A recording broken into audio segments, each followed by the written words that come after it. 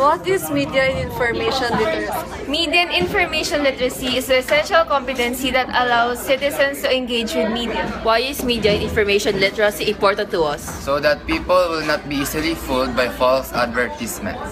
To understand information clearly and accurately. To connect and properly socialize with various cultures and ethnicities around the world.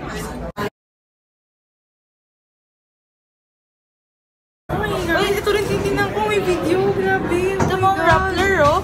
Relevant source yan. Sobra. Yung nangyari sa Davao, alam niya. Agad-agad updated, oh. September 3, 7 a.m. Ang aga, bilis. Reliable. Uy, Lawrence, namatay daw si Jackie Chan, no? Ha?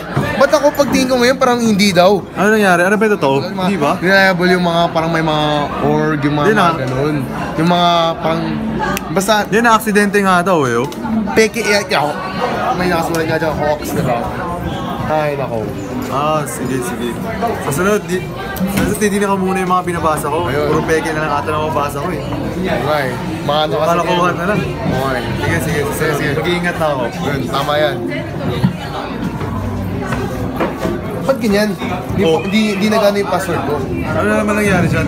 Di ko alam eh, parang naglagay lang ano. Di ba ikaw naman gumawa ng file mo dyan? Oo, kasi lang, hindi, kasi may mga ibang tao gusto malaman yung mga password ko eh. Ba't mo kasi binigay? Ano, kapag binigay mo, pwede nila palitan yan agad-agad.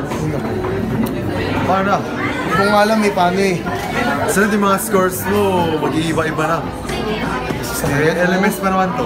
Nawala mo yung password mo. Ako malaman score ko, paano ko makakabol?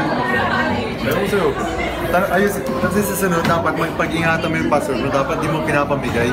Ah, sige.